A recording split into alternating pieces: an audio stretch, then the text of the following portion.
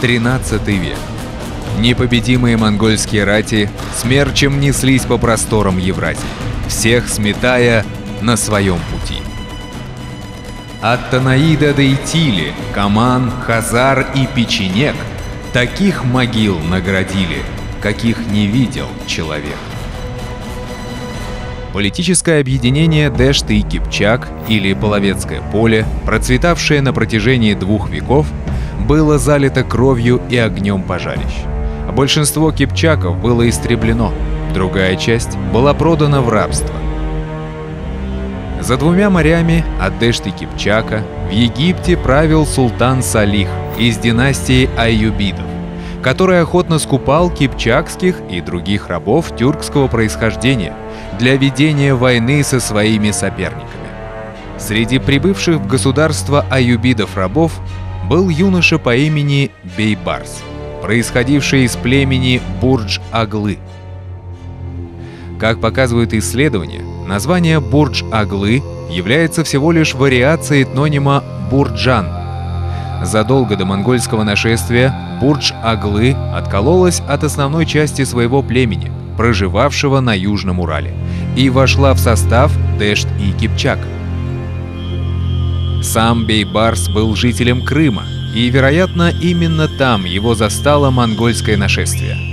Проданный в рабство, он оказывается в Сирии, где его покупает мамлюкский эмир Айтегин. Вскоре его выдающуюся военную доблесть заметил сам султан Салих и сделал командующим армией. В качестве такового Бейбарс прославился в битвах против крестоносцев. Мамлюки под его началом разгромили 7-й крестовый поход в битве при Мансуре. В плен к Бейбарсу попал сам король Франции, Людовик IX.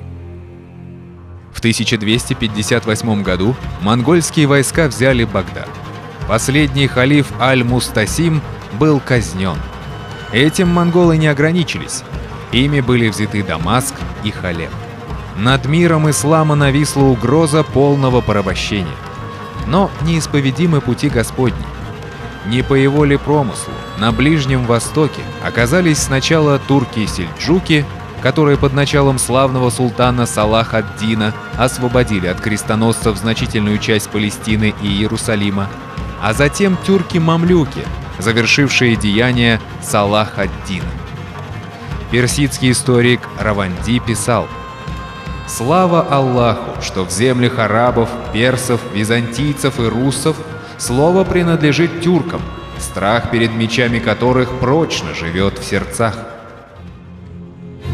3 сентября 1260 года в местечке Айн-Джалут, что недалеко от Назарета, эмир Бейбарс разгромил армию монгольского наёна Кит-Буги. Нашествие монголов было остановлено. В том же году Бейбарс был провозглашен султаном мамлюкского государства. Последующие 17 лет Бейбарс сражался с крестоносцами, разгромил 8-й крестовый поход и лишил европейцев почти всех их владений в Сирии и Палестине.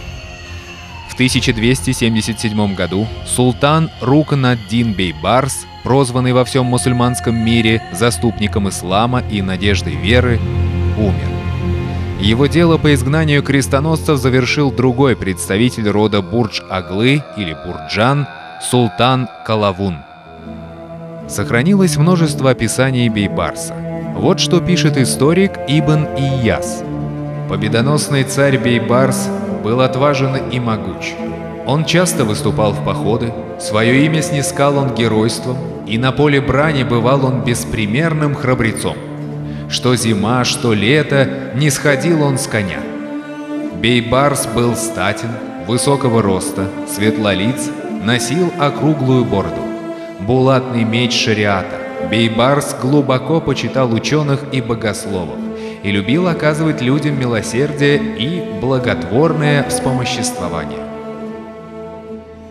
Ряд конкретных штрихов добавляет Ан-Нувайри. Был он правителем смелым, уважительным к мнению большинства, ловким и хитроумным, умеющим вести красивую политику. Будучи чрезвычайно бдительным и скорым на подъем, он не находил себе успокоения. Касалось ли это истребления врагов или достижения очередных побед ислама, В еде и одежде довольствовался малым, был экономен и презирал роскошь. Таковой же была и его армия. А вот какие доблести на поприще государственности усматривает за Бейбарсом Ибн Касир. Победоносный, бесстрашный, загадочный государь прилагал много сил к обустройству государства и общества. Запретил употребление вина, искоренил проституцию. Все его силы и энергия направлялись на борьбу с коррупцией, ересью и разбойными наклонностями людей. В Египте стоит мечеть Бейбарса. В Казахстане в честь него воздвигнут памятник и снят художественный фильм. Его имя гремит по всему миру. В Башкортостане о великом сыне башкирского рода Бурджан знает лишь узкий круг ученых.